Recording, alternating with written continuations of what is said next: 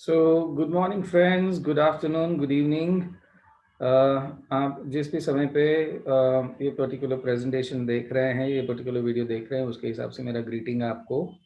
uh, मैं अपने आप को इंट्रोड्यूस कर देता हूँ। As a part of protocol मेरा नाम दर्शन शाह है और मैं नईशा इन्वेस्टमेंट्स का ओनर हूँ। नईशा इन्वेस्टमेंट्स एक ऐसी फर्म है जो अपने कस्टमर्स को सबसे पहले रखती है, कस्टमर के इंटरेस्ट को पहले रखती है।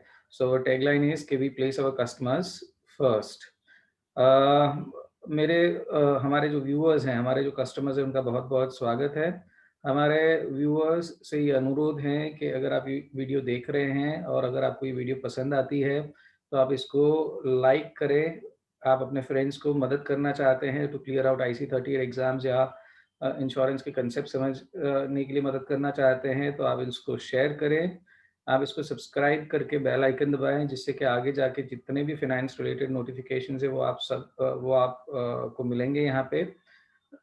और इसके अलावा डेफिनेटली आपका फीडबैक हमारे लिए बहुत ज़्यादा मैटर करता है, इसलिए हम आपसे अनुरोध करेंगे कि आप कमेंट बॉक्स में आपको ये वीडियो कैसा लगा उसका फीडबैक ज़रूर शेयर करें। चलिए, तो यही नोट पे आगे बढ़ते हैं। ये बेसिकली वीडियो है IC38 इंश्योरेंस कोर्स 38 पे pre licensing training for advisors. ये नईशा इन्वेस्टमेंट्स के लर्निंग एंड डेवलपमेंट टीम ने ये प्रेजेंटेशन को प्रिपेयर किया हुआ है। जो IC38 का करिकुलम इंडेक्स होता है उसमें बेसिकली 3 सेक्शंस हैं, सेक्शन 1, सेक्शन 2, सेक्शन 3। सेक्शन 1 में कॉमन चैप्टर्स है, सेक्शन 2 में लाइफ इंश्योरेंस की बात करी गई है और सेक्शन 3 में हेल्थ इंश्योरेंस की बात करी गई है। तो हम सेक्शन 1 के आज चैप्टर नंबर 5 मतलब legal principle of insurance contract के बारे में बात करेंगे। Legal principle of insurance contract, right. अभी देखिए, आप अगर वर्ड्स को भी अलग अलग करेंगे ना तो आपको चीज़ें आसानी से समझ में आ जाएंगी। देखिए, इंश्योरेंस कोई टेंजिबल प्रोडक्ट तो है नहीं, ऐसी कोई प्रोडक्ट तो है नहीं कि आप इसको छू के महसूस कर सकते हैं। तो ये क्या है, ये दो पार्टियों के बीच का एक लीगल कॉन्ट्रैक्ट है। तो जो कॉन्ट्रैक्ट एक्ट है हमारा, उसके हिसाब से उसके कुछ लीगल प्रिंसिपल्स अगर सफाइस होते हैं तो ही वो वैलिड कॉन्ट्रैक्ट माना जाता है। तो ये चैप्टर बेसिकली उसी पे है और उसके बेसिस पे हम थोड़ा ये डेफिनेटली डिस्कस करेंगे कि भाई सबसे पहले तो खैर क्वेश्चन आंसर्स डिस्कस करेंगे और उसके बाद ये पक्का डिस्कस करेंगे कि वो जो लीगल प्रिंसिपल्स है उसमें क्या क्या होना ज़रूरी है। तो आगे बढ़ते हैं। Chapter number 5 quiz. पहला क्वेश्चन क्या है कि विच among the following is an example of coercion.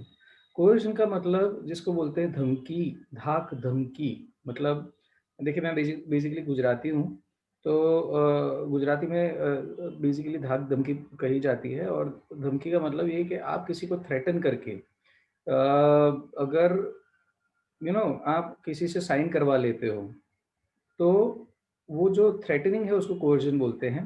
तो ऐसे करके आपने अगर किसी से कहीं पे साइन करवा लिया है तो वो वैलिड कॉन्ट्रैक्ट आपके और वो पार्टी के बीच में नहीं माना जाता है, राइट। बेसिकली क्या होता है कि अगर अम, कोई कॉन्ट्रैक्ट होना होता है तो दो पार्टी के बीच में फ्री कंसेंट होना बहुत ज़रूरी है। मतलब दोनों की मर्जी से वो कॉन्ट्रैक्ट होना चाहिए, ज़बरदस्ती से या किसी भी कोर्जन से या किसी भी दबाव में, किसी भी इन्फ्लुएंस में नहीं होना चाहिए, राइट। तो विच among the following is an example of coercion. तो इसका मतलब ये हो गया कि Ram science a contract without having knowledge of the fine print. Knowledge के बिना अगर साइन कर लिया है तो वो कोर्जन नहीं है। Ramesh threatens to kill Mahesh he we does not sign the contract. Ramesh Mahesh को ये बोलते हैं कि भाई मैं आपको मार डालूंगा अगर आपने यहाँ पे कॉन्ट्रैक्ट पे साइन नहीं किया तो। Ramesh uses the professional standing to get Mahesh to sign a contract. Ramesh अपनी जो प्रोफेशनल इन्फ्लुएंस है उनको यूज कर रहा है महेश पे दबाव डालते हैं कि आप ये कॉन्ट्रैक्ट को साइन करिए। चौथा जो ऑप्शन है वो है Ramesh provides false information to get Mahesh to sign a contract. और रमेश जो महेश को है वो गलत इन्फॉर्मेशन दे रहे हैं। तो इसमें देखिए, ये कहीं ना कहीं पे सीधी सी बात है कि कॉन्ट्रैक्ट की बात हो रही है और उसके अलग अलग प्रिंसिपल्स के रिलेटेड ऑप्शंस दिए गए हैं, लेकिन अगर हम कोएर्जन की बात करें, थ्रेटनिंग की बात करें, तो सही आंसर होगा आंसर नंबर बी, राइट। चलिए, let us see question number 2। Which among the following options can not be insured by Ramesh? Which among the following options cannot be insured by Ramesh? Ramesh's house, Ramesh's spouse, Ramesh's friend and Ramesh's parents. ये basically देखिए, ये क्या होता है ना कि कुछ chapters के क्वेश्चंस, मतलब आपने देखा होगा पास्ट में भी जब हमने चैप्टर नंबर 2 किया था तो चैप्टर नंबर 1 के कुछ क्वेश्चंस आए थे, चैप्टर नंबर 2 में चैप्टर नंबर 3 के एक आधा क्वेश्चन आया था, ऐसे ही आगे के चैप्टर का एक आधा क्वेश्चन इधर है। अभी let us see how it is. तो हमेशा एक बात ध्यान रखिएगा कि there is a concept called concept of insurable interest. Insurable interest का मतलब ये होता है कि आपका वो पर्टिकुलर व्यक्ति के अंदर इंश्योरेंस लेने का क्या इंटरेस्ट है। अगर वो इंश्योरेबल इंटरेस्ट एस्टैब्लिश होता है, तो ही आप वो व्यक्ति या वस्तु का आप इंश्योरेंस ले सकते हैं। एक एग्जांपल देता हूँ मैं आपको कि से फॉर एग्जांपल मैं हूँ, मेरी प्रॉपर्टी है, मैं हूँ, मेरे दोस्त की प्रॉपर्टी है, अभी मेरे दोस्त की प्रॉपर्टी को मैं यूज़ नहीं कर रहा हूँ, राइट? तो मैं एज़ अ कस्टमर मेरी दोस्त की प्रॉपर्टी पे इंश्योरेंस नहीं ले सकता। क्यों? क्योंकि अगर वो प्रॉपर्टी को कुछ होता है नुकसान, तो वो नुकसान मुझे नहीं हो रहा है, वो मेरे दोस्त को हो रहा है। तो वो चीज़ मेरी नहीं है, उसके ना होने से मुझे कोई फ़र्क नहीं पड़ता है। तो वो केस के अंदर मेरा और मेरे दोस्त की प्रॉपर्टी के बीच में कोई इंश्योरेबल इंटरेस्ट नहीं है। इंश्योरेबल इंटरेस्ट कब रहता है कि हाँ, अगर मेरी खुद की प्रॉपर्टी है, उसको अगर डैमेज हुआ है, उससे मुझे नुकसान हो रहा है, तो मेरा इंश्योरेबल इंटरेस्ट बनता है वो पर्टिकुलर प्रॉपर्टी के अंदर। तो इंश्योरेबल इंटरेस्ट का एक कंसेप्ट होता है। तो आपका बेसिकली अगर देखने जाएँ तो इंश्योरेबल इंटरेस्ट आपका किन-किन व्यक्तियों में और किन-किन चीज़ों में हो सकता है। तो आपकी जो लाइफ पार्टनर है, स्पाउस, अगर आप मेल हैं तो फीमेल का आप आपकी जो स्पाउस हैं उनका इंश्योरेंस रख सकते हैं। फीमेल है तो मेल का ले सकते हैं। दूसरा आप अपने बच्चों का इंश्योरेंस ले ले सकते हैं। जनरली बच्चे अपने माँ-बाप का भी इंश्योरेंस ले सकते हैं। लेकिन यहाँ पे थोड़ा मॉरल हैज़ार्ड होने के चांसेस है। मॉरल हैज़ार्ड मतलब जिसको बोलते हैं नैतिक रिस्क जिसको बोलते हैं, नैतिक जोखिम जिसको बोलते हैं, वो उसका यहाँ पे चांसेस हैं। तो वो केस के अंदर क्या हो जाता है कि भई कभी-कभी होता है ना कि पेरेंट्स एकदम ओल्ड होते हैं, अभी उन पे इंश्योरेंस लिया जाता है। तो कुछ देखिए ये सभी तो एरियाज़ में होता नहीं है, बट ये होता है कि ऐसे कोई क्रिमिनल एरियाज़ हैं जहाँ पे लोग बच्चे जो हैं वो क्रिमिनल एक्टिविटीज़ में इन्वॉल्व है, अपने माँ-बाप ओल्ड हैं, उन पे इंश्योरेंस लेते हैं और फिर उनकी डेथ हो जाती है और ऐसे पैसे कमाना, तो ये सारी चीज़ें कहीं न कहीं पे होती हैं। ये सभी जगह पे नहीं होती है, बट जनरली देखने जाएँ तो आप अपने स्पाउस पे, अपने बच्चों पे और बच्चे अपने माँ-बाप पे जनरली इंश्योरेबल इंटरेस्ट होता है। आपको आपकी प्रॉपर्टीज़ में आपके एसेट्स में आपका इंश्योरेबल इंटरेस्ट होता है। आपका इंश्योरेबल इंटरेस्ट किन में नहीं होता है? तो बोले आप अपने फ्रेंड पे इंश्योरेंस नहीं ले सकते क्योंकि उसको कुछ होता है तो आपको दुःख ज़रूर होता है, लेकिन आप उन पे फाइनेंशियली डिपेंडेंट नहीं हो। तो उसकी वजह से क्या है कि अ, आपको फाइनेंशियल नुकसान नहीं है, तो आपका आपका फ्रेंड के अंदर इंश्योरेबल इंटरेस्ट नहीं है। इन द सिमिलर फैशन अगर आपकी सिस्टर है, आपके भाई हैं, आप उन पे इंश्योरेंस नहीं ले सकते क्योंकि इंश्योरेबल इंटरेस्ट एस्टेब्लिश नहीं होता है as per the books of IC 38, right? तो यहाँ पे अगर देखने जाएँ तो रमेश अपने फ्रेंड पे इंश्योरेंस एज़ अ कस्टमर नहीं ले पाएँगे, right? Okay, so this is the correct answer. I hope कि आपको इंश्योरेबल इंटरेस्ट का पूरा कांसेप्ट यहाँ पे समझ में आ गया होगा। चलिए, which element of a valid contract deals with premium? अभी मैं आपको बता रहा था ना कि ये basically legal principles of an insurance contract की बात हो रही थी। तो मैंने आपको क्वेश्चन नंबर 1 जब हमने बात करी उस वो टाइम पे मैंने एक फ्री कंसेंट के बारे में बताया था। मैं आपको दूसरा एक इम्पोर्टेंट कांसेप्ट बताना चाहूँगा कि देखिए 2 पार्टियों के बीच में कॉन्ट्रैक्ट कब हो सकता है? जब एक पार्टी ऑफ़र करती है और दूसरी उसको एक्सेप्ट करती है। ठीक है, तो एक तो पहला प्रिंसिपल समझ लीजिए कि 2 पार्टियाँ होनी चाहिए और वो 2 पार्टियों के बीच में ऑफ़र और एक्सेप्टेंस। फिर देखिए काउंटर ऑफ़र और काउंटर एक्सेप्टेंस भी होते हैं फर्दर, लेकिन बेसिक बेसिक एक चीज़ होती है ऑफ़र और एक्सेप्टेंस होनी चाहिए। तो इंश्योरेंस कॉन्ट्रैक्ट की अगर बात करें, तो इंश्योरेंस कॉन्ट्रैक्ट के अंदर let me tell you offer कौन करता है? तो हमको ये लगेगा कि क्योंकि हम इंश्योरेंस जाके बेचते हैं तो ऑफर हम करते हैं, लेकिन that is not true. Offer is basically done by the customer to the insurance company कि आप मेरा इंश्योरेंस लो, आप मेरा रिस्क लो। अभी वो उसको एक्सेप्ट करना नहीं करना वो इंश्योरेंस कंपनी के हाथ में है। तो ऑफर कस्टमर के साइड से होती है, एक्सेप्टेंस इंश्योरेंस कंपनी के साइड से होती है। ठीक है, ये पहला प्रिंसिपल हो गया। दूसरा प्रिंसिपल, कोई भी कॉन्ट्रैक्ट कब हो सकता है? कोई भी कॉन्ट्रैक्ट तभी हो सकता है जब दोनों पार्टी वो कॉन्ट्रैक्ट में आमने सामने एक दूसरे को कुछ दे, राइट? तो से फॉर एग्जाम्पल इंश्योरेंस में कस्टमर क्या देगा? कस्टमर प्रीमियम देगा, राइट? कस्टमर प्रीमियम देगा। इंश्योरेंस कंपनी क्या देगी? इंश्योरेंस कंपनी अगर प्योर इंश्योरेंस बेच रही है तो वो प्रोटेक्शन देगी कि भाई अगर आपकी डेथ हो गई तो आपको, आपके फैमिली को इतने प्रीमियम के सामने इतना पैसा मिलेगा, राइट? अगर वो जनरल इंश्योरेंस है, प्रॉपर्टी के सामने इतना पैसा मिलेगा जितना नुकसान हुआ है उसके हिसाब से, राइट? और अगर हेल्थ इंश्योरेंस है तो आपको जितना भी खर्चा हुआ है उसके हिसाब से आपको पैसा मिलेगा। तो इसको बोलते हैं कंसिडरेशन। तो इंश्योरेंस कॉन्ट्रैक्ट में जब कॉन्ट्रैक्ट होता है तो प्रीमियम किस में आता है? तो प्रीमियम को कंसिडरेशन बोलते हैं। क्या बोलते हैं? कंसिडरेशन। तो हमने एक ऑफर और एक्सेप्टेंस के बारे में बात कर ली, पॉइंट नंबर ए। ये एक प्रिंसिपल है। Point number B, consideration definitely होता है किसी भी कॉन्ट्रैक्ट में, दोनों साइड से कुछ ना कुछ एक दूसरे को देते हैं, उसको कंसिडरेशन बोलते हैं। तीसरा होता है फ्री कंसेंट। फ्री कंसेंट मैंने आपको बताया ना, मतलब आप किसी भी इन्फ्लुएंस के अंडर कॉन्ट्रैक्ट आपको नहीं करना है, आपकी फ्री कंसेंट होनी चाहिए। आपको मतलब आपको ये आप अपनी मर्जी से कर रहे हो वही कॉन्ट्रैक्ट वैलिड कॉन्ट्रैक्ट माना जाता है।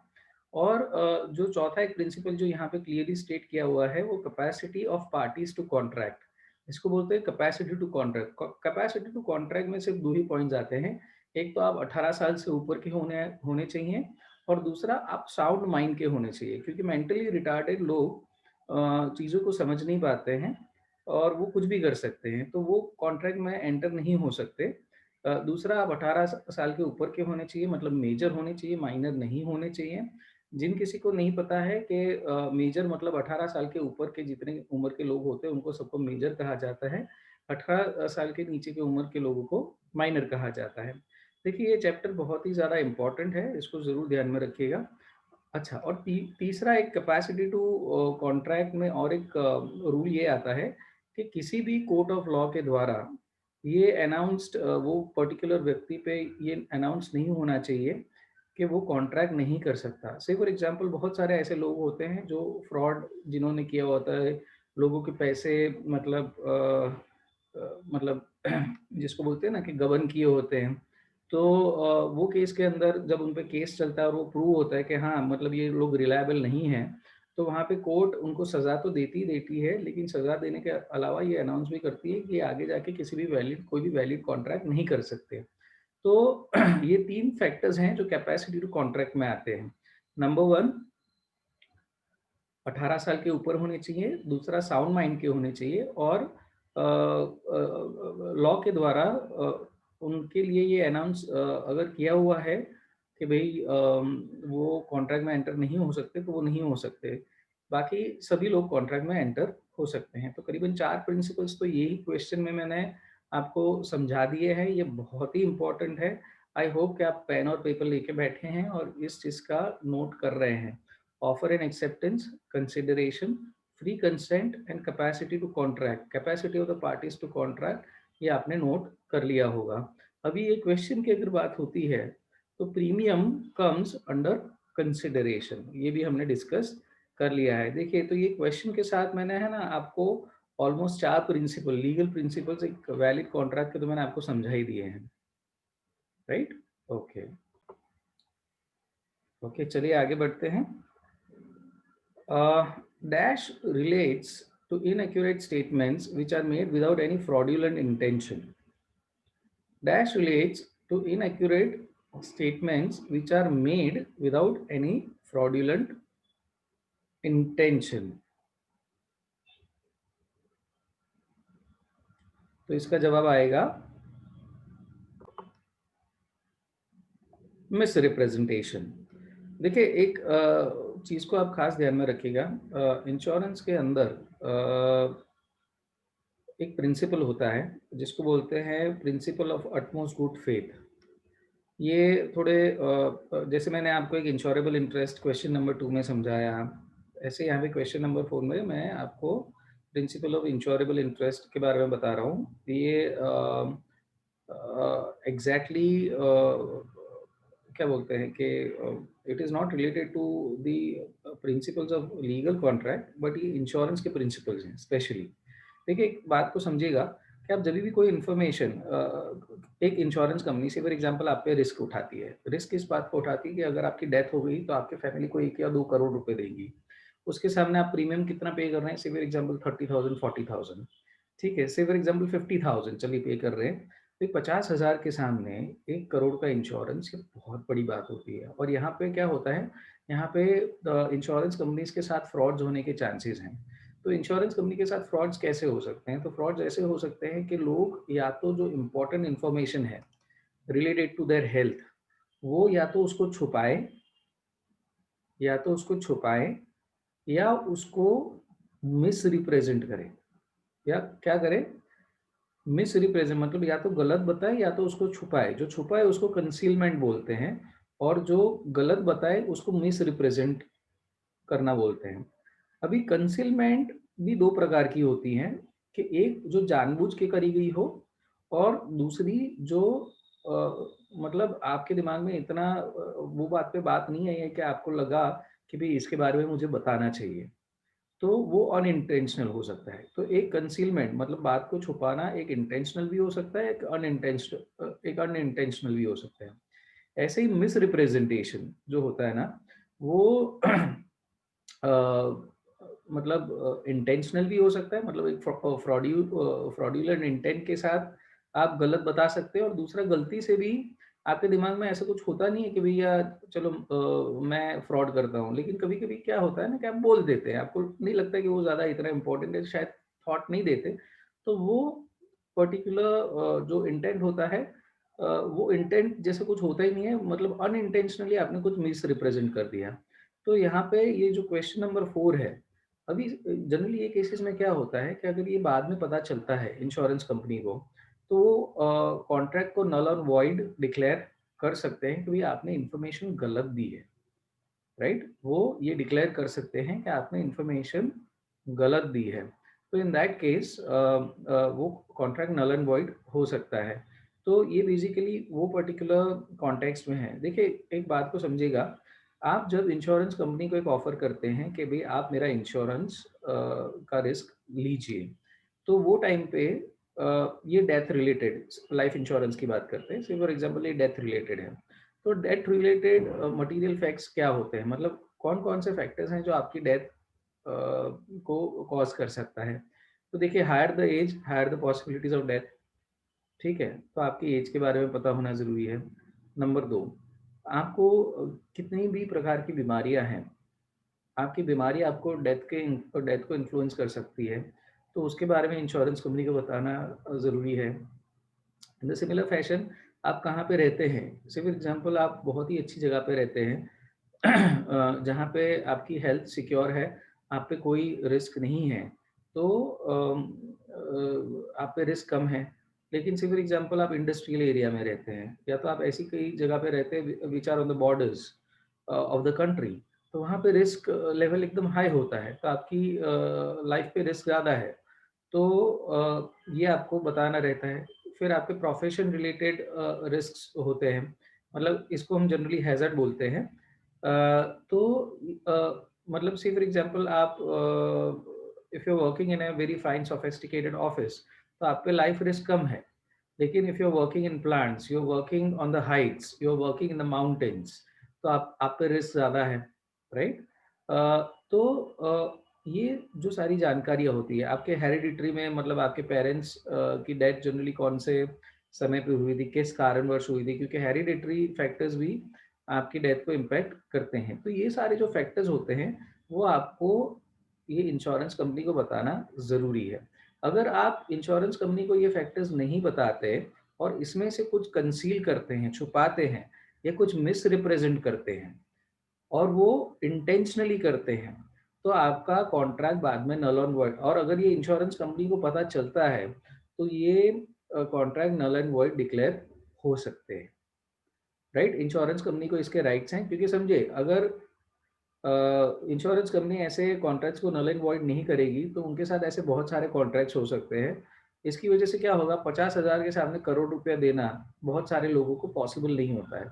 अगर वो इंश्योरेंस कंपनी अगर ऐसे बहुत सारे कॉन्ट्रैक्ट्स कर लेती है तो वो तुरंत बंद हो जाएगी, राइट। तो इन दैट केस खास समझिएगा कि ये बहुत ही इंपॉर्टेंट फैक्टर है जो अभी मैंने आपको समझाया है, और ये पर्टिकुलर चैप्टर भी बहुत ही ज़्यादा इंपॉर्टेंट है, ये आप खास समझिएगा। देखिए, मैं टाइम लेके डेफिनेटली इसमें इसलिए समझा रहा हूँ क्योंकि इसमें से क्वेश्चंस आपको पक्का आएंगे, ठीक है। तो हम आगे बढ़ते हैं अभी नेक्स्ट कंसेप्ट पे या नेक्स्ट क्वेश्चंस पे, और उसके साथ साथ हम कंसेप्ट्स क्लियर करते जाएंगे।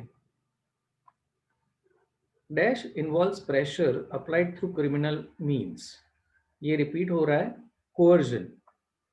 Coercion involves pressure applied through criminal means. मतलब आपने मेजॉरिटी 80s की मूवीज में देखा होगा कि क्लाइमैक्स में विलन या तो हीरो के माताजी को या उनका जो लव इंटरेस्ट होता है उनको किडनैप कर लेते हैं। हीरो को बोलते हैं हमारे अड्डे पे आओ, इनको छुड़ा के लेके जाओ।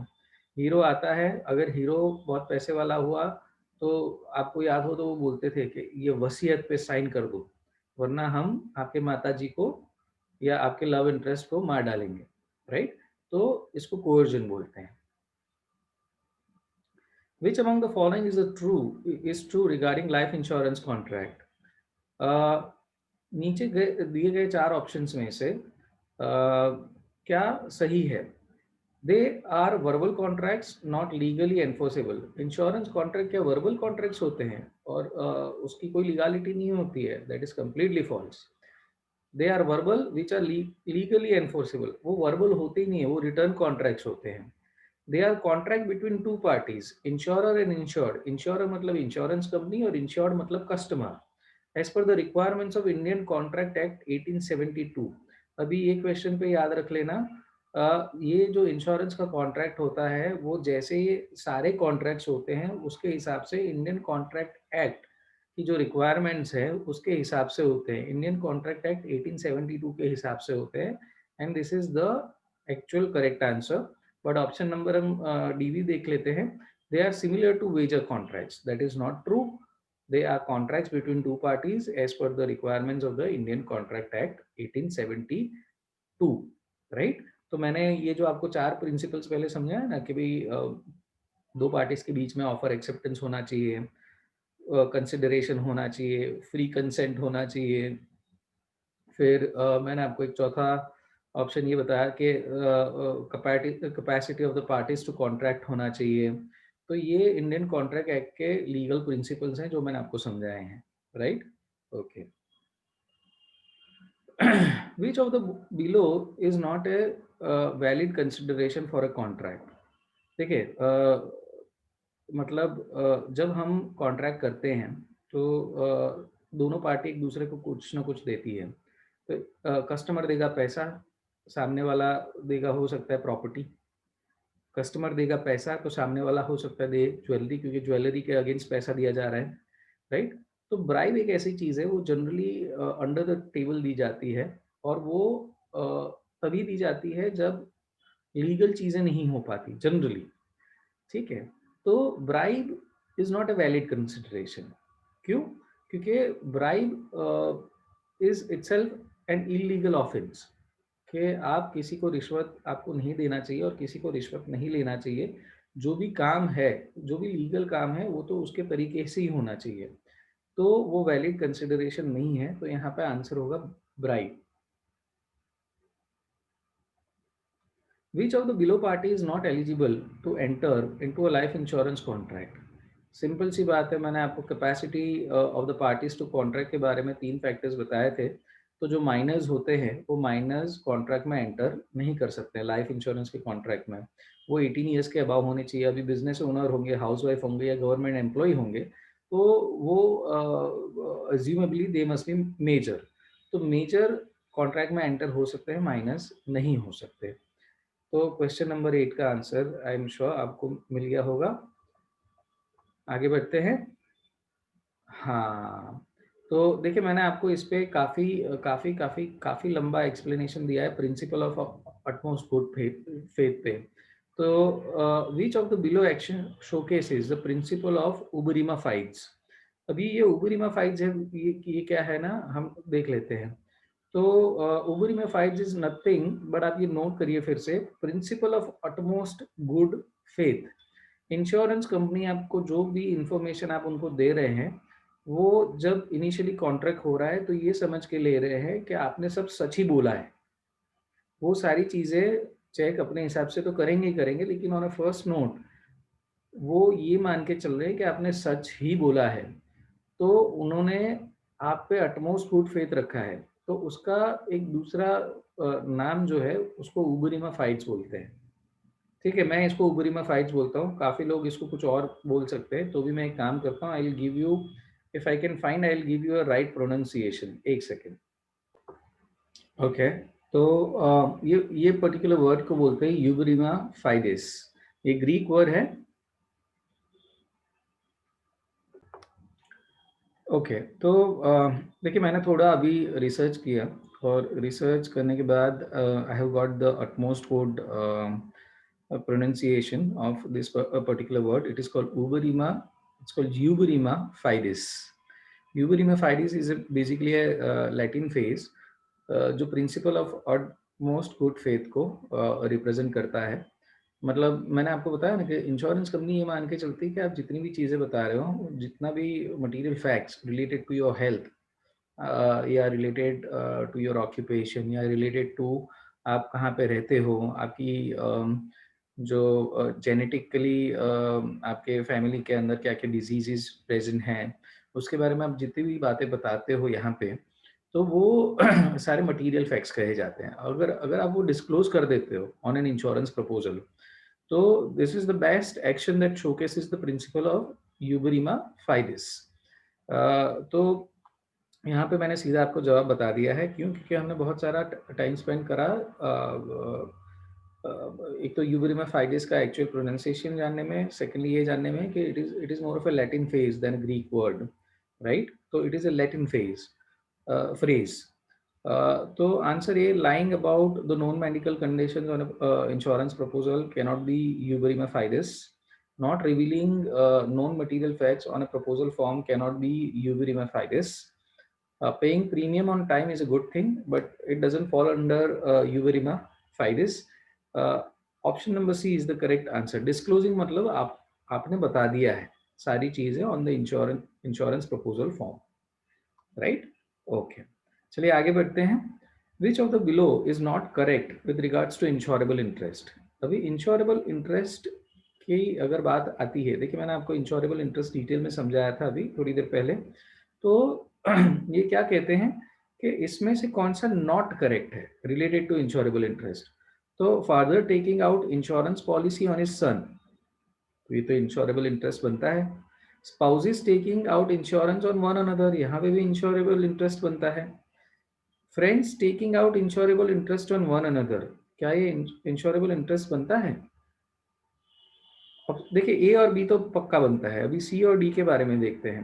फ्रेंड्स एक दूसरे पे इंश्योरेंस ले रहे हैं, क्या यहाँ पे इंश्योरेबल इंटरेस्ट है दोनों का एक दूसरे में?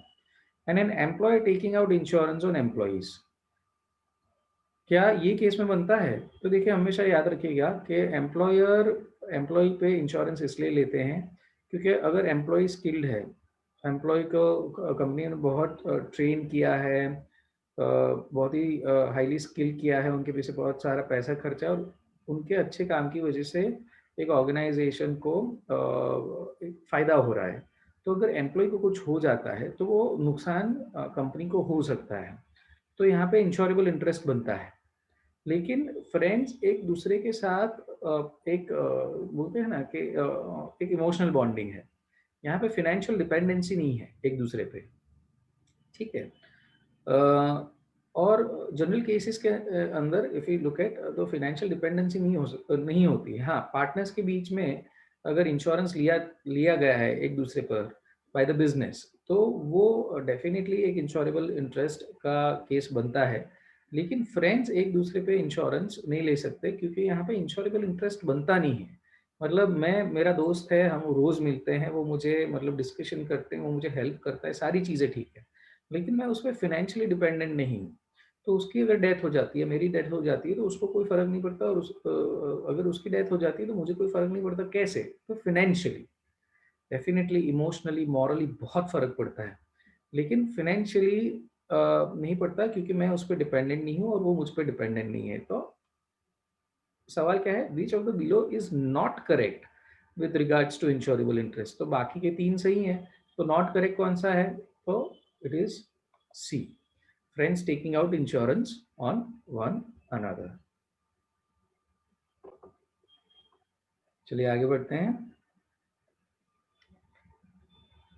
विच When is it essential for insurable interest to be present in case of life insurance? हाँ भाई, ये ये देखिए, ये बहुत ही इम्पोर्टेंट फैक्टर है, और ये चीज़ को मैं आपको समझाने के लिए क्या करूँगा, आपको at the end of this chapter, अभी तो देखिए मैं आपको जवाब बता दे रहा हूँ, बट आपको ये सवाल आ सकता है कि भाई लाइफ इंश्योरेंस के केस में, नॉन लाइफ इंश्योरेंस के केस में और मरीन इंश्योरेंस के केस में इंश्योरेबल इंटरेस्ट कब कब एग्जिस्ट होना चाहिए और कब कब एग्जिस्ट नहीं होना चाहिए।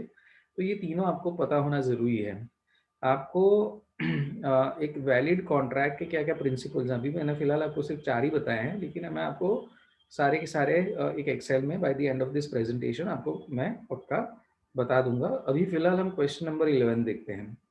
When is it essential for insurable interest to be present in case of life insurance? At the time of taking out insurance, at the time of the claim, insurable interest is not required in case of life insurance. B, either at the time of policy purchase or at the time of the claim. तो देखिए, ए है, B है, सी है और D है। अभी सी क्या कहता है कि इंश्योरेबल इंटरेस्ट रिक्वायर्ड ही नहीं है लाइफ इंश्योरेंस में, तो वो बिल्कुल गलत है। डी जो ऑप्शन है वो combination of A and B दोनों है, कि मतलब जब पॉलिसी खरीदी तब और जब क्लेम आया तब। क्लेम मतलब डेथ क्लेम की बात कर रहा हूँ मोर एसेंशियली। तो डी के अंदर दोनों ऑप्शन है, पॉलिसी परचेस पे और क्लेम के टाइम पे, दोनों पे। तो ये कब होना चाहिए? तो मैं आपको बता देना चाहता हूँ कि इंश्योरेबल इंटरेस्ट जब हम लाइफ इंश्योरेंस की बात करते हैं तो वो बाइंग के टाइम पे होना ही चाहिए, भले वो क्लेम के टाइम पे होना हो। मतलब मैं आपको एक एग्जांपल देता हूँ so that you can just register it. देखिए, उसमें बहुत सारी नीटी ग्रिटीज होती है। से फॉर एग्जांपल एक हस्बैंड वाइफ है, दोनों ने एक दूसरे पे इंश्योरेंस लिया है। से फॉर अभी दोनों एक दूसरे पे इंश्योरेंस ले सकते हैं, क्यों? क्योंकि हस्बैंड एंड वाइफ है और इंश्योरेबल इंटरेस्ट एग्जिस्ट करता है। बट से for example over the period of time वो लोग एक दूसरे से अलग हुए, हो गए, और दे गॉट डिवोर्स्ड। अभी देखिए, आज के टाइम पे क्या है कि 5 पे इंश्योरेंस टर्म प्लान भी आता है, 10 पे भी आता है, 12 पे भी आता है। तो जब तक वो साथ थे, वो दोनों ने एक दूसरे पे जो पॉलिसी ली थी उसके सारे प्रीमियम्स ऑलरेडी पे कर दिए हैं। और से फॉर एग्जांपल उन्होंने इंश्योरेंस पॉलिसी टिल 85 ईयर्स लिया था, तो पॉलिसीज ऑन थी। जब दोनों अलग हुए तो दोनों ने वो चीज़ को कभी सरेंडर नहीं कराया और पॉलिसी उनके पास ऐसे ही रही। तो जब उन्होंने इंश्योरेंस पॉलिसी ली तो उनका इंश्योरेबल इंटरेस्ट एग्जिस्ट कर रहा था। अभी से फॉर एग्जांपल दोनों में से एक किसी की डेथ हो गई, दोनों में से एक किसी की डेथ हो गई, तो वो टाइम पे तो इंश्योरेबल इंटरेस्ट एग्जिस्ट नहीं करता है। तो क्या क्लेम क्लेम मिलेगा? तो क्लेम मिलना चाहिए, ये मेरे हिसाब से है। क्यों मिलना चाहिए? क्यों? क्योंकि रूल ये कहता है, rule as per the books ये कहता है कि बाइंग टाइम पे इंश्योरेबल इंटरेस्ट होना जरूरी है, क्लेम पे टाइम पे हो ना हो चलेगा, राइट? तो ये मैंने परसीव्ड एक एग्जांपल बनाया है just to remember the concept. तो in case of life insurance, in case of life insurance buying के टाइम पे इंश्योरेबल इंटरेस्ट होना ज़रूरी है, क्लेम के टाइम पे नहीं होगा तो चलेगा। This is what the outcome is. तो यहाँ पे the correct answer would be A. ठीक, okay. Let us move to question number 12। Find out the proximate cost for death in the following scenario. देखिए, आपको ये है ना, ये क्वेश्चन पक्का आएगा। ये ऐसे ही सीधे ऐसे ही, मतलब कुछ क्वेश्चंस तो ऐसे के ऐसे ही आते हैं आपको एग्जाम में। प्रॉक्सिमेट कॉज की बात हो रही है। प्रॉक्सिमेट कॉज मतलब पहला पहला कारण वो चीज़ होने का। तो नीचे एग्जाम्पल क्या दिया गया है कि Ajay falls off a horse and breaks his leg. Ajay घोड़े से गिर जाते हैं और उनका पैर टूट जाता है। He lies there in a pool of water and contracts pneumonia. मतलब क्योंकि पैर टूट जाता है, पानी में पड़े हुए हैं, पानी में पड़े हुए हैं, ओवरनाइट बहुत सर्दी हो गई तो उनको निमोनिया हो गया। निमोनिया हो गया तो वो उनको जब मतलब जब उनकी तलाश हुई और पता चला कि वो ऐसे पानी में पड़े हैं, तो उनको लेके डॉक्टर के पास लेके जाया गया। उनको हॉस्पिटल में एडमिट किया गया, उनकी वहाँ पे देखभाल की गई, लेकिन उन in the process he died because of pneumonia. अभी यहाँ पे प्रॉक्सिमेट कॉज ऑफ डेथ क्या है? क्या वो निमोनिया है? वो घोड़े से गिर गए थे तो उनका बैक टूट गया था, वो है? फॉलिंग ऑफ द हॉर्स है, या सर्जरी है? क्या कारण है? तो इसमें प्रॉक्सिमेट मतलब मैंने क्या बोला, सबसे पहला पास का कारण, प्रॉक्सिमिटी जिसको बोलते हैं, सबसे पास का कारण क्या था? तो घोड़े से गिरे थे, सबसे पहला कारण वो था, तो उसको प्रॉक्सिमेट कॉज बोलते हैं। तो आपको ये ऐसे सवाल पक्का आएंगे, राइट? ओके। इसके साथ मैं आपको कुछ और भी बताना चाहता हूँ। Just just hold on. So friends, welcome back. मतलब मैंने एक हल्का सा बीच में कट लिया था। ये कट इसलिए लिया था so that I can prepare this particular Excel sheet for you, और मैं आपके लिए बहुत ही आसान कर दूं जो लीगल प्रिंसिपल्स है एक वैलिड कॉन्ट्रैक्ट के, वो आपको समझाने में। तो देखिए, मैंने ऑफर एंड एक्सेप्टेंस तो आपको ऑलरेडी समझा दिया है। मैंने इसको डबल जूम इन किया है so that you can see the words very very clearly. तो देखिए, ऑलरेडी ऑफर एंड एक्सेप्टेंस तो मैं आपको समझा चुका हूँ कि दो पार्टीज होनी चाहिए, एक ऑफर करेगा, दूसरा एक्सेप्ट करेगा। इंश्योरेंस की जब कॉन्ट्रैक्ट की बात आती है, तो अपने केस में कस्टमर मेक्स एन ऑफर कि आप मेरा इंश्योरेंस लीजिए, और इंश्योरेंस कंपनी या तो उसको एक्सेप्ट करती है या तो रिजेक्ट करती है। एक्सेप्ट करती है तो कॉन्ट्रैक्ट होता है, अगर रिजेक्ट करती है तो कॉन्ट्रैक्ट नहीं हो पाता है। दोनों पार्टीज के बीच में कंसिडरेशन होता है, मतलब दोनों पार्टीज इन एक्सचेंज कुछ ना कुछ एक दूसरे को देगी। तो इंश्योरेंस कंपनी जो है वो प्रोटेक्शन देती है, या तो फिर रिटर्न्स देती है अगर एंडोमेंट प्लान्स है तो। वरना अगर प्योर टर्म प्लान्स हैं तो इंश्योरेंस कंपनी प्रोटेक्शन देती है और कस्टमर प्रीमियम देता है कंसिडरेशन के सामने।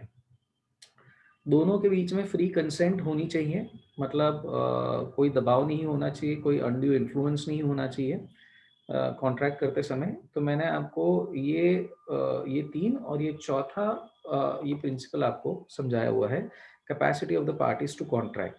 तो capacity of the parties to contract में मैंने तीन बातें बताई थी कि व्यक्ति जो है वो 18 साल से ऊपर की उम्र का होना चाहिए, वो मेंटली रिटार्डेड नहीं होना चाहिए, साउंड माइंड का होना चाहिए, the person should be of sound mind who enters the contract. और तीसरा कि by any law he shouldn't be declared as a person who can not contract. मतलब वो किसी लॉ के द्वारा अगर डिक्लेयर हुआ है कि ये कॉन्ट्रैक्ट में नहीं एंटर हो सकते, तो उनकी कैपेसिटी नहीं है कॉन्ट्रैक्ट करने की, राइट? तो ये मैंने चार आपको समझाए हैं।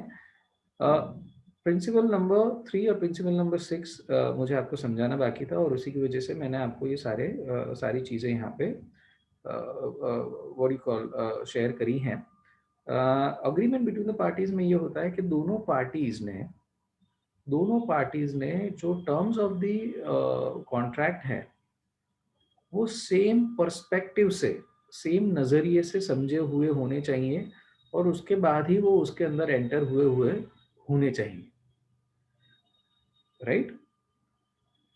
मतलब कभी कभी होता है ना कि नहीं नहीं मैं तो ये समझा था, अरे तुम ये समझे थे, मैं तो ये समझा था, ऐसा नहीं होता।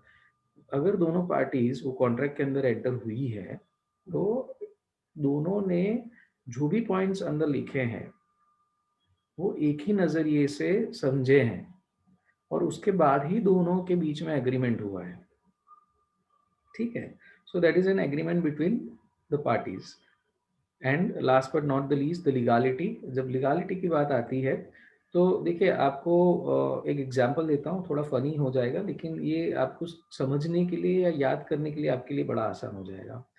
सी फॉर एग्जांपल मिस्टर एक्स और मिस्टर वाई है। मिस्टर एक्स ने मिस्टर वाई को बोला कि चलिए 80s की मूवीज़ की बात करते हैं, बहुत उसमें ये सारी चीज़ें हुआ करती थी कि तुम मेरे लिए सोना स्मगल करके यहाँ से वहाँ पे ले आओ। तो मिस्टर एक्स मिस्टर वाई को बोलते हैं कि तुम इतना सोना स्मगल करके मेरे लिए यहाँ से वहाँ पे point A to point B पे लेके आना। अगर तुम ये माल वहाँ पे अगर पहुँचा दोगे तो मैं तुम्हें से इतने रुपए दूंगा, मतलब 10 लाख का सोना ले आना, मैं तुम्हें 10,000 रुपये दूंगा। अभी जो मिस्टर वाई है वो क्या करते हैं, वो वो सोने का ट्रक लेके जो मिस्टर एक्स ने बोला था कि पॉइंट ए से पॉइंट बी जाना है, उसके बदले पॉइंट सी पे चले जाते हैं, जहाँ पे वो अपने पोजीशन में पूरा 10 लाख का सोना ले लेते हैं। 80s की बात कर रहा हूँ, 10 लाख कोई वो टाइम पे तो बहुत बड़ी रकम होती थी। तो ले जाते हैं और सोना अपने पोजीशन में ले लेते हैं। अभी दोनों के बीच में तो एक एक तरीके का कॉन्ट्रैक्ट हुआ था, ऑफर एक्सेप्टेंस था कि भाई मिस्टर एक्स ने मिस्टर वाई को बोला कि भाई तुम सोना यहाँ से वहाँ ले जाना, मैं तुम्हें इतने पैसे दूंगा। तो मिस्टर एक्स ने मिस्टर वाई को ऑफर किया, मिस्टर वाई ने एक्सेप्ट कर लिया। कंसिडरेशन क्या था कि मिस्टर वाई 10 लाख का सोना पॉइंट ए से पॉइंट बी पे लेके जाएंगे, वाई को मतलब लेके जाएंगे, और मिस्टर एक्स क्या करेंगे, मिस्टर एक्स मिस्टर वाई को 10,000 रुपये देंगे। दोनों ने सेम तरीके से वही समझा था, दोनों की फ्री कंसेंट थी, मतलब कोई जोर जबरदस्ती नहीं थी। दोनों मेजर थे, दोनों साउंड माइंड के थे, और किसी भी लॉ ने अभी तक उनको डिक्लेयर नहीं किया हुआ था कि they can not enter into any kind of, मतलब वो किसी कॉन्ट्रैक्ट में एंटर नहीं हो सकते। लेकिन ये सारा रिटर्न कॉन्ट्रैक्ट नहीं था ये, एक्चुअली देखने जाए तो मतलब से मिस्टर वाई ने वो जो सोना अपने अंडर ले लिया, अपनी पोजेशन में ले लिया, जबकि वो मिस्टर एक्स का एक तरीके से था। तो क्या एक्स कोर्ट ऑफ लॉ में जाके मिस्टर वाई पे ये केस कर सकते हैं कि भाई मैंने इनको ये सोना स्मगल करने के लिए बोला था, और ये बोला था कि आप पॉइंट ए से पॉइंट बी तक ले जाना तो मैं आपको 10,000 रुपये लूंगा, लेकिन वो स्मगल मेरे लिए उन्होंने नहीं किया, जबकि उन्होंने वो अपने पोजीशन में ही ले लिया और वो पॉइंट नंबर सी पे ले गए हैं, और वो पॉइंट नंबर सी कहाँ पे वो मुझे पता ही नहीं है, और मुझे अपना सोना वापस चाहिए। क्या वो कोर्ट ऑफ लॉ में जा सकते हैं? नहीं जा सकते। क्यों? क्योंकि smuggling is not a legal activity. Smuggling is not a legal activity at all. तो जो एक्टिविटी लीगल नहीं है उसका कॉन्ट्रैक्ट कैसे हो सकता है? Right, this was on A just a funnier note कि मैंने ये आपको एग्जाम्पल दिया। क्यों? क्योंकि आपको समझ में आया कि लीगालिटी का मतलब क्या होता है। आप वही चीज का कॉन्ट्रैक्ट कर सकते हो जो लीगली अलाउड है। Smuggling is an offence. अगर आप स्मगलिंग ही करोगे तो पुलिस आपको पहले पकड़ के ले जाएगी, ठीक है, फिर वो प्रूव होगा, court of law will punish you, right. तो कॉन्ट्रैक्ट सिर्फ लीगल चीजों का ही हो सकता है, याद रखिएगा, right. On that note I hope कि आपको सारे के सारे जो legal principles of valid contract है वो सारे के सारे समझ में आ गए होंगे।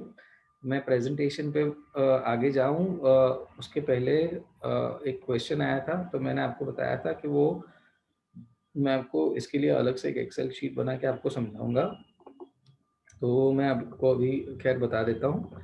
देखिए, इंश्योरेबल इंटरेस्ट की जब बात होती है,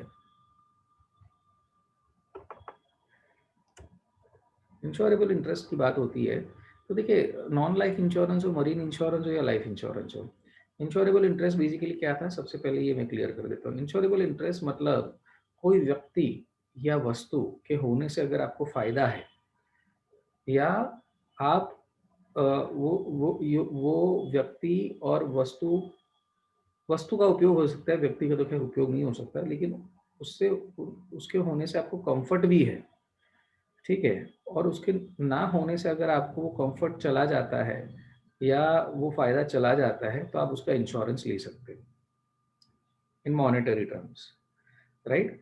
तो लाइफ इंश्योरेंस की जब बात होती है, तो मैंने आपको बताया ना कि आप अपने फ्रेंड्स पे नहीं ले सकते, भाई पे नहीं ले सकते, बहन पे नहीं ले सकते, बट येस आप अपने स्पाउस पे ले सकते हो, बच्चों पे ले सकते हो, टू एन एक्सटेंट पेरेंट्स पे ले सकते हो, अगर मॉरल हैज़र्ड एग्जिस्ट नहीं करता है तो। आप अपने जितने भी एसेट्स है, घर, गाड़ी, प्रॉपर्टी, इन पे ले सकते हो। आप अपने बिजनेस के अंदर अपने पार्टनर्स पे ले सकते हो। अ, अपने एम्प्लॉयज़ पे ले सकते हो, एम्प्लॉयज़ एम्प्लॉयर पे ले सकता है। तो यहाँ पे फाइनेंशियल डिपेंडेंसी है, तो यहाँ पे इंश्योरेबल इंटरेस्ट एग्जिस्ट करता है। तो वो इंश्योरेबल इंटरेस्ट का एक एक वो कंसेप्ट हो गया। दूसरा एक कंसेप्ट क्या होता है कि आप जब पॉलिसी लेते हो, तो उसको पॉलिसी बाइंग बोलते हैं, और क्लेम मतलब अगर एक्चुअली नुकसान हो गया, अगर वस्तु है तो नुकसान हो गया, और अगर व्यक्ति है तो डेथ हो गई, तो क्या वो टाइम पे इंश्योरेबल इंटरेस्ट कब एग्जिस्ट होना चाहिए। तो ये जो ग्रिड मैंने बनाया है ना, वो ग्रिड ये एक्चुअली रूल है। लाइफ इंश्योरेंस के केस में मैंने आपको वो क्वेश्चन के टाइम पे भी समझाया था। से फॉर एग्जांपल एक कपल है, कपल मैरिड है, एक दूसरे पे फाइनेंशियली डिपेंडेंट है, बाइंग के टाइम पे उन्होंने इंश्योरेंस पॉलिसी ले ली, इंश्योरेबल इंटरेस्ट एग्जिस्ट होना ही चाहिए वो टाइम पे, राइट। अभी वो टाइम पे हुआ क्या कि भाई, क्योंकि इंश्योरेबल इंटरेस्ट एग्जिस्ट कर रहा था, तो उसी की वजह से वो लोग ले पाए। अभी ये केस के अंदर खास समझिएगा कि यहाँ पे बाइंग के टाइम पे एग्जिस्ट करता है। फिर मैंने आपको क्या एग्जांपल दिया कि वो दोनों अलग हो जाते हैं, अलग हो जाते हैं, उन्होंने पूरा प्रीमियम पे कर दिया, 85 ईयर्स तक का पॉलिसी चल रहा है, और उन्होंने उसको ना तो सरेंडर किया, ना मतलब सेपरेट होने पे उसका कुछ निकाल किया। अभी एक दूसरे में से अगर किसी की डेथ हो गई, तो क्या क्लेम मिलेगा? तो वो क्लेम मिलना चाहिए। क्यों? क्योंकि एज पर द रूल यहाँ पे लाइफ इंश्योरेंस के केस में क्लेम पे टाइम पे इंश्योरेबल नहीं, इंटरेस्ट नहीं होगा तो चलेगा, जबकि बाइंग के टाइम पे होना ज़रूरी है। चलिए नॉन लाइफ की बात करते हैं, एक एग्जांपल ले लेते हैं। मैंने अपनी गाड़ी ली, गाड़ी पे इंश्योरेंस लिया, ले सकता हूँ। क्यों? क्योंकि बाइंग के टाइम पे इंश्योरेबल इंटरेस्ट होगा तो ही मुझे गाड़ी मिलेगी, वरना नहीं मिलेगी, राइट। ओके। अभी से फॉर एग्जांपल मैंने गाड़ी किसी और को बेच दी, और वो गाड़ी को नुकसान हो गया, तो क्या मुझे उसका पैसा मिलेगा? तो मुझे उसका पैसा नहीं मिल सकता है। जब क्लेम आता है गाड़ी के केस में, तो गाड़ी मेरे ओनरशिप की ही होनी चाहिए, right. In the same in the similar fashion marine insurance की बात करते हैं। देखिए मरीन इंश्योरेंस बेसिकली क्या होता है कि मैं एक शिपिंग कंपनी का मालिक हूँ, मैं बहुत सारे क्लाइंट्स के जो गुड्स हैं वो एक जगह से दूसरे जगह पे ट्रांसपोर्ट करता हूँ। अभी से फॉर एग्जांपल जब मैंने ये इंश्योरेंस लिया और मैंने बल्क प्रीमियम पे कर दिया, तो मुझे ये कहीं पे भी ये नहीं पता था कि मुझे पूरे साल के अंदर कितने कंसाइनमेंट्स आएंगे, और कौन-कौन से पर्टिकुलर मेरे कस्टमर्स मुझे देंगे ये कंसाइनमेंट्स। तो मैं जब प्रीमियम पे कर रहा हूँ, तो मुझे कोई आइडिया नहीं है कि किसके माल का नुकसान होने वाला है, या होगा कि भी नहीं होगा। लेकिन जब नुकसान होता है, तो मुझे पता है कि मेरे एक्स कस्टमर का माल का नुकसान हुआ है, तो मुझे उनको पैसा देना पड़ेगा, ठीक है।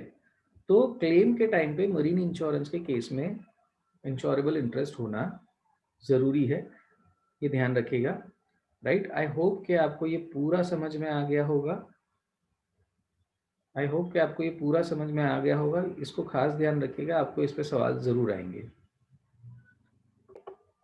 सो my dear friends, basically thank you so much. ये वीडियो में मैंने थोड़ा ज़्यादा लंबा टाइम इसलिए लगाया है कि legal principles of a valid contract बहुत ही इम्पोर्टेंट चैप्टर है।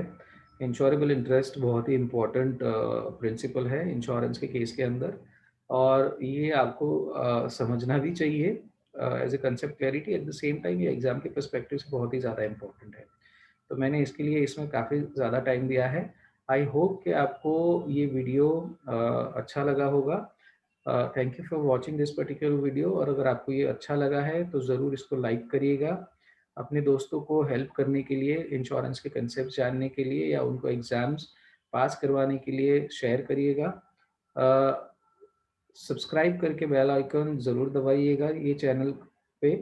और एट द सेम टाइम मेरी आपसे ये रिक्वेस्ट है कि आप जो कमेंट सेक्शन में आपका फीडबैक है वो ज़रूर दीजिएगा। This will help us to a great extent, जहाँ पे हम अपना जो पूरा मॉड्यूल है उसको अपग्रेड कर पाएंगे आपके फीडबैक से। अगर जो कंटेंट डिलीवरी है उसमें कोई फ्लॉज या फॉल्ट है तो उसको रेक्टिफाई कर पाएंगे। कभी कभी हमें ये लगता है कि हमारे नज़रिए से हम सही कर रहे हैं, लेकिन जो समझने वाले व्यक्ति हैं उनके नज़रिए से वो कभी कभी सही नहीं होता है, तो we can make changes accordingly. तो and on that note, thank you so much. Section number 1 इसके साथ ख़त्म हो चुका है IC38 का। हम सेक्शन नंबर 2 में एंटर होंगे करिकुलम इंडेक्स के, जिसके अंदर जितने भी चैप्टर्स हैं वो सारे लाइफ इंश्योरेंस स्पेसिफिक हैं, और आपको लाइफ इंश्योरेंस के बारे में मैं आपको डिटेल जानकारी उसमें दूंगा। तो on that note, thank you so much. यहाँ पे आपका मित्र दर्शन शाह आपकी विदा लेते हैं। बहुत बहुत धन्यवाद।